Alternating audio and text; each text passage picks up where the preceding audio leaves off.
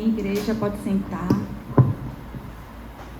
Mais uma vez, bom dia a todos, sejam bem-vindos. Eu gostaria de interceder mais uma vez por esse momento. Senhor, nosso Deus e Pai, obrigada por essa manhã, Deus. Obrigada por estar aqui conosco, Senhor. E o Teu Santo Espírito está passeando no nosso meio. Eu te peço, Senhor, que o Teu Santo Espírito continue conduzindo a todos nós, ministrando as nossas mentes e coração.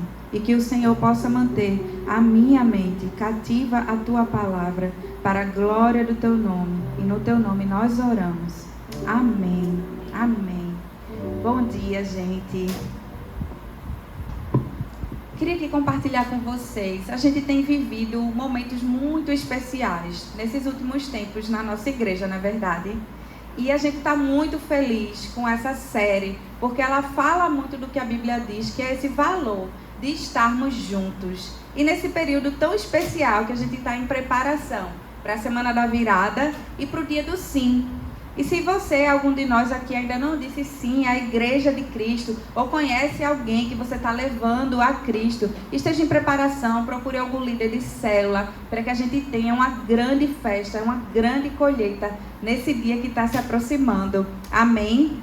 Então, essa série, ela fala sobre esse valor de estar junto, e no domingo passado a gente falou sobre isso, e hoje, nesse domingo, a gente vai estar refletindo sobre o valor de adorarmos juntos, porque é algo que naturalmente ocorre quando o quê? Quando nós estamos reunidos em nome de Jesus. Gente, a solidão é algo que não faz bem para a natureza humana. Acho que todos aqui sabem disso. Todos nós precisamos de momento de solitude, porém a solidão é algo que não faz bem para nós. Alguns pesquisadores descobriram recentemente, em 2018, foi publicada uma pesquisa que disse assim: sabe o que mais tem feito as pessoas estarem felizes, realizadas, se sentirem bem? Aí você pode pensar, é o dinheiro? É o sucesso financeiro? É a fama? É possuir poder de alguma forma? Nada disso. Sabe o que essa pesquisa revelou? Que as pessoas mais felizes são aquelas que têm com quem se relacionar. São os relacionamentos. Agora você vê, essa pesquisa saiu publicada em 2018. Mas o nosso Deus, Rei dos Reis, Senhor do Universo, aquele que criou todas as coisas, sabia muito bem disso desde antes da fundação de todos os tempos. Ou seja, não é novidade nenhuma para Deus com relação a isso. E agora eu quero convidar todos nós a refletirmos em uma coisinha aqui. Porque a gente precisa entender como é importante a comunhão. Só que eu só vou entender a importância da comunhão se eu entender o quê? O propósito da comunhão. E eu só vou entender o propósito da comunhão quando eu entender o quê? O propósito pelo qual eu fui criado. Só que aí, gente, tem uma coisa que é muito bonita na Bíblia. Porque a Bíblia nos traz a revelação de quem? De quem Deus é. E Ele foi o nosso quê? Criador. E a Bíblia fala que nós fomos criados conforme imagem e semelhança de quem? De Deus. Eu quero que vocês me ajudem agora, porque é o seguinte: se na Bíblia a gente encontra características do que define quem é Deus, e se nós fomos criados conforme imagem e semelhança de Deus, isso significa que os atributos, as características que a gente encontra descrevendo o nosso Senhor tem que gerar impacto, deixar marcas naquilo que nós somos. Naquilo que nós somos. Então entenda, se Deus é Deus criador, como a Bíblia fala, então nós somos as suas criaturas. Se Deus é o Deus Pai, nós somos os seus filhos. Se Deus é aquele que diz assim, Ele é o bom pastor, nós somos o quê? As suas ovelhas. Amém. Agora a Bíblia também nos revela que Deus é um Deus trino. Ele é Deus Pai, Deus Filho e Deus Espírito Santo. É um Deus que foi feito para a comunhão em si. É um Deus que tem a adoração em si, o louvor em si. Então, como nós, como criaturas de Deus, vamos estar afastados da comunhão uns com os outros? Isso não nos define. O que nos define é estar em relacionamento, é estar em comunhão, assim como o nosso Criador nos fez. Amém? Todos nós sabemos aqui por experiência própria como é importante a gente estar em reunião, como é poderoso a gente estar num ajuntamento, e como igreja, principalmente, não será diferente. E hoje nós vamos assim passear por algumas passagens da Bíblia, para que a gente consiga encontrar realmente quão poderoso e significativo é o valor de estarmos juntos. E nós percebemos esse valor de adorarmos juntos quando nós, primeiramente, juntos, louvamos a Deus. Gente, há um poder no ajuntamento do povo de Deus, especialmente quando ele começa a adorar junto. A adoração é algo que move os céus, rasga os céus, quebra cadeias, quebra prisões, rompe barreiras. Quer ver só? Lá em Atos 16, no versículo 25, diz assim, ó: por volta da meia-noite, Paulo e Silas estavam orando e cantando hinos a Deus. Os outros presos os ouviam, ver que forte eles estavam louvando. E de repente houve um terremoto tão violento que os alicerces da prisão foram abalados. E imediatamente todas as portas se abriram e as correntes de todos se soltaram. Gente, Paulo estava fazendo a obra de Deus e de repente ele foi preso. E aí você pode ter pensado assim: eu estou indo hoje para a igreja, mas eu tenho enfrentado tantas batalhas, eu tenho enfrentado tantos obstáculos na minha vida. Talvez você esteja se sentindo preso em algum ciclo e que você não está conseguindo ver por onde sair. Mas mesmo assim, você disse: eu vou à casa do meu Senhor. Eu vou louvar e adorar junto ao meu Deus. E assim Paulo fez. E eu creio em nome de Jesus que quando a gente faz isso, quando você estava aqui louvando ao seu Pai, muitas cadeias começaram a ser quebradas no seu coração. E se você conseguir entender comigo o poder que há nessa palavra, você vai entender sim que mais cadeias podem ser quebradas por completo, para a honra e glória de Jesus. Então, louvar junto tem poder de quebrar cadeia, porque você consegue declarar com os seus lábios que apesar dos seus problemas, apesar das suas frustrações, apesar das suas prisões, apesar das suas dificuldades, apesar da sua tristeza, apesar dos seus desafios, você consegue dizer com seus lábios que Deus é digno e continuará sendo digno de todo o nosso louvor, de toda a nossa adoração. E isso rompe barreiras, quebra cadeias, porque você envergonha o inimigo com a sua postura de dizer: maior que o meu problema é o Deus a quem eu louvo, adoro e sirvo. Amém? E quando a gente louva junto, a gente se fortalece. E a gente também percebe esse poder quando a gente junto clama a Deus. Clama a Deus. Vamos lá. A Bíblia mostra a força de clamar a Deus. É algo inquestionável. A gente tem vários exemplos. Eu vou trazer aqui agora para você um deles, que está lá em Josué. Lembra de Josué? A maioria de vocês conhecem. Sucessor de Moisés, levando as pessoas à terra prometida, depois de tantos anos, meu Deus, de escravidão. E aí lá em Josué, no capítulo 6, diz assim: eles estavam o quê? De visão da terra prometida. E aí se deparam com o quê? Com Jericó. E aquelas muralhas gigantescas. Aí você olha e fala assim: mas meu Deus, não bastou toda essa peregrinação, todo esse tempo, mais um obstáculo. Esse obstáculo é intransponível. A gente não tem um exército aqui para derrubar isso tudo. E aí vê só o que é que acontece? Na 7ª vez eles começaram o quê? A rodear as muralhas de Jericó segundo a ordem de Deus. E aí na 7ª vez, quando eles estavam fazendo isso, os sacerdotes tocaram a trombeta. E Josué ordenou que ao povo: grite! Grite, o Senhor lhe entregou a cidade. Quando soaram as trombetas, o povo gritou. Ao som das trombetas e do forte grito do povo, o que é que aconteceu? A muralha caiu. Aleluia. Cada um atacou do lugar onde estava e eles tomaram a cidade. Meu Deus.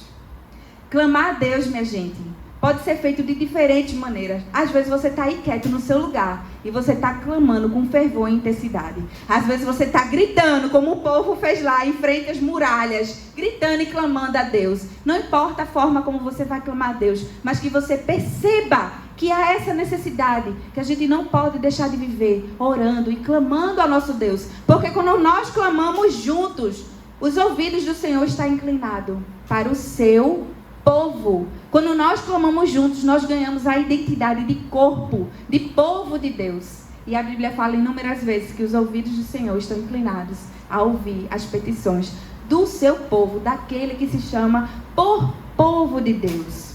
E aí o que aconteceu? Eles não tinham armas, eles não tinham preparação, eles estavam vagando há anos no deserto, geração já tinha passado, eles não tinham nada disso, mas eles tinham a arma mais poderosa de um servo de Deus, a arma mais poderosa que um cristão pode ter, essa arma que está acessível a todos nós, que é a oração, é o clamor, e assim eles usaram essa arma poderosa. Agora eu quero perguntar para você, qual tem sido o seu clamor? Qual tem sido o deserto que você está atravessando? E talvez no meio do deserto você tenha se esquecido de parar e clamar a Deus. Mas escute só isso. Nunca se prive de clamar junto com o povo de Deus.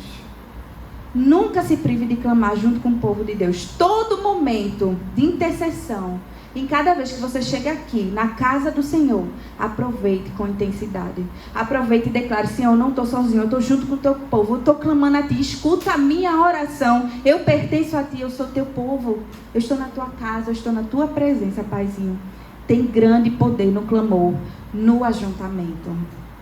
E também existe outra forma de nós clamarmos e percebemos o poder de Deus.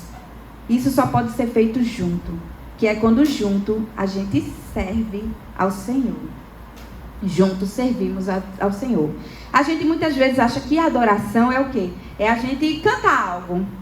Mas não é só isso, não é apenas isso. A minha adoração é aquela que eu faço e engrandece o nome do Senhor. E o que é que acontece? A Bíblia, como a gente leu aqui no Evangelho, Jesus está em busca de verdadeiros adoradores que adorarão em espírito e em verdade. Mas isso não significa que Jesus está fazendo uma audição, não. Ele não está fazendo um garimpo para ver talentos, não. Ele está procurando pessoas que vão adorar com suas vidas. Pessoas que vão fazer como o exemplo de Jesus. A minha comida é fazer a vontade do meu Pai. Pessoas que vão estar em obediência à vontade do Pai. Pessoas que vão louvar a Deus não só com os lábios cantando, entoando louvores, mas com os atos em suas vidas. A ação, o amor em ação. E aí muitas vezes a gente chega assim no culto, né? Tá ali o horário. Eita, cheguei, deu tempo para a palavra. Mas perdeu o momento em que a gente estava louvando junto. Só que esse versículo ele diz: verdadeiros adoradores em espírito e em verdade. Esse momento da palavra é como diz: nós os judeus temos a verdadeira adoração porque nós conhecemos a Deus. Esse momento da palavra é o momento em que você conhece mais a Deus, e isso proporciona que você o adore em verdade. Porque você adora a quem você conhece. É simples assim. No mundo, gente, a gente encontra muitas pessoas que adoram a diversos tipos de deuses. É ou não é? Tem gente que adora dinheiro, tem gente que adora vaidade, tem gente que adora o próprio corpo, tem gente que adora ser destaque, tem gente que adora, sei lá, tantas coisas, busca tanta coisa, adora o carro, adora a casa onde vive, adora o status, adora o seu perfil nas redes sociais. Mas nós temos que fazer como Josué fez. Ele disse assim: a mim não importa os outros. Eu não quero saber dos outros. Eu não quero saber o que os outros estão adorando. Eu não quero saber o que os outros estão se comprometendo. Porém, eu e a minha casa, nós serviremos ao Senhor. E nós aqui servimos, como ele falou, em minha casa é o quê? Família. Juntos aqui nós somos família de Cristo. E juntos nós serviremos ao Senhor. Vê só o exemplo lá no livro de Neemias, que a gente tanto viu, né, durante esse ano. No capítulo 4 ele diz assim: nesse meio tempo fomos reconstruindo o muro, até que em toda a sua extensão chegamos à metade da sua altura, pois o povo estava totalmente dedicado ao trabalho. Você pode repetir comigo essa palavra, dedicado? Dedicado. A razão do sucesso foi a dedicação. Gente, a gente olha aqui para a nossa igreja há 25 anos. Como é que essa igreja chegou a esse ponto? Dedicação. sendo que tem outros patamares para ser atingido, tem mais vida para ser alcançada, tem mais pessoas para serem cuidadas de uma forma melhor, cada vez mais intensa, eficiente, para glorificar o nome de Deus. E tudo isso vai precisar que a gente tenha dedicação, sendo que você só se dedica quando o seu coração está aberto para enxergar o propósito que Deus tem para aquela geração que você foi chamado a alcançar. Eu e você fomos chamados a alcançar a nossa geração. E você só vai se dedicar se você entender isso, que tem esse propósito de Deus sobre a sua vida. Porque você foi alcançado por uma pessoa ou pessoas que estavam cumprindo o propósito que Deus determinou para a vida delas em alcançar a geração dela. Você foi uma geração alcançada. E é por isso, gente, que na manhã de hoje nós finalizamos essa mensagem refletindo um último ponto aqui, sobre o poder de juntos ofertarmos ao Senhor. Ofertarmos ao Senhor. Teve uma vez que eu estava ouvindo uma pregação e a pessoa compartilhou assim, era um pastor, ele: gente, tem uma oração que eu sempre faço, ela é recorrente na minha vida. Eu fiquei curiosa, qual, né, que ele ora todo dia? Ele disse assim: Senhor, não me deixe de fora daquilo, dos planos que tu tens para essa geração. Não me deixe de fora daquilo que tu tens planejado para que se cumpra nessa geração. Meu Deus, que oração poderosa. Essa oração assim abriu os meus olhos. Eu disse: é isso. Nós fomos chamados para isso, para alcançar a nossa geração. E aí, quando a gente olha para a Bíblia, a gente vê que grandes moveres de Deus, assim como a gente acabou de ver esses exemplos de Josué, de Moisés, grandes líderes da Bíblia, sabe o que é que eles faziam? Eles adoravam juntos, eles serviam juntos, eles contribuíam para a obra do Senhor juntos, e eles abriam os olhos do povo para que o povo fizesse o mesmo. Conhecer a Deus, adorar, servir e contribuir para a obra de Deus. Lembra do episódio de Moisés na construção do tabernáculo? Vamos ler agora um versículo para a gente lembrar um pouquinho de tudo o que aconteceu quando Moisés chamou o povo a contribuir nessa obra. Êxodo 35.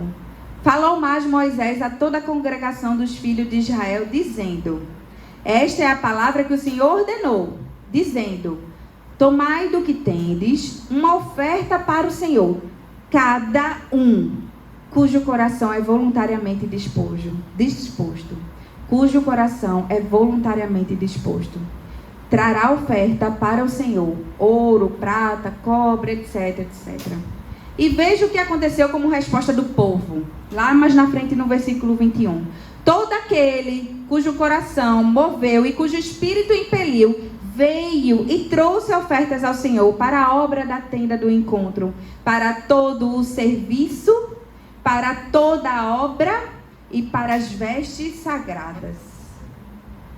E aí, quando a gente vai mais na frente, a gente lê assim: falaram a Moisés dizendo, vê que magnífico isso aqui. O povo traz muito mais do que basta para o serviço da obra que o Senhor ordenou que fizesse. O povo estava trazendo mais do que era necessário, ao ponto que Moisés diz assim: tá bom, gente, já deu. E aí ele diz assim, ó: o material bastante para toda a obra que havia de fazer-se, e ainda sobrava. Eu costumo muito refletir no que Jesus diz lá no Evangelho de João: as minhas ovelhas escutam a minha voz e elas me seguem, elas me obedecem. Se nós somos ovelha, o que tem impedido de nós escutarmos a voz do nosso Senhor? O que tem impedido? E se nós ouvimos de Deus, dos nossos líderes, que nós precisamos contribuir para a obra do Senhor, o que tem nos impedido de obedecer? Que potestade é essa que nos impede de colocar Deus acima de todas as coisas? Lá no livro de Crônicas, o 1, capítulo 29, diz assim, é muito conhecido por nós esse versículo: agora, pois, ó Deus nosso, graças te damos, e louvamos o nome da tua glória. Porque quem sou eu e quem é meu povo para que pudéssemos oferecer voluntariamente coisas semelhantes? Porque tudo vem de ti e do que é teu, nós te damos. Quem somos nós? Quem sou eu? É uma expressão de humildade diante de um Deus que é grandioso e poderoso. E aí é uma consciência, sabe de quê? Nós somos pequenos, Deus é grande. Quem somos nós para ofertar para Ele? Mas tudo vem dEle e do que é dEle nós damos. Mas, meu Deus, que importância tem no que eu oferto a Ti? Tu és tão grande. É o privilégio que Ele te dá para contribuir. É uma escolha que Ele te dá para que você se mova no Espírito como ovelha. Escute o clamor de uma geração e contribua com a sua adoração, com o seu louvor, com quem você é e com os recursos que o Senhor lhe deu nas suas mãos, confiou nas suas mãos, para que você faça o melhor proveito. E não há melhor proveito do que fazer a obra do Senhor. Nós queremos nesse momento ministrar na sua vida, para que assim como o apóstolo Paulo falou, que tudo que você contribui para o Senhor e para a obra do Senhor, seja acreditado em você, seja acreditado em você. E só assim eu entrego e eu sei do privilégio de contribuir, porque a igreja, certamente, ela irá avançar. Mas você tem a escolha de querer ou não fazer parte dos planos de Deus para essa geração. Fique de pé, feche seus olhos. Nós queremos interceder nesse momento. Paizinho, obrigada, Senhor, pela Tua palavra nessa manhã, Deus. Nós pedimos a Tua bênção, Senhor, sobre essas sementes lançadas, Pai. Que os nossos corações, Senhor, se encontrem como terrenos férteis, para que frutifique, Senhor. E nesse frutificar, Paizinho, nós possamos ver, Senhor, e dizer a Ti, obrigada, Pai. Obrigada, porque naquela manhã Tu falou ao meu coração. Obrigada, Senhor, porque Tu me trouxe entendimento. Obrigada, Senhor, porque agora eu quero Te adorar em espírito e em verdade. Porque hoje eu Te conheci um pouquinho mais, Paizinho. E esse conhecimento que Tu trouxe a mim, Senhor, está movendo o meu espírito voluntariamente a Te adorar com tudo que sou, a Te servir, a Te ofertar, Senhor meu. Aceita o nosso sacrifício de nós mesmos, Pai. E nos coloca, Senhor, com a visão dos Teus olhos, porque Tu tem uma grande obra para fazer na nossa geração. E não importa em que fase da vida você esteja, o Senhor continua te chamando todos os dias para fazer a obra dEle. Não importa em que posição na igreja você esteja, o Senhor nos chama como corpo a servi-lo e adorá-lo. Que o Espírito Santo de Deus nos conduza em segurança e nos abençoe nesta semana, em nome de Jesus. Amém.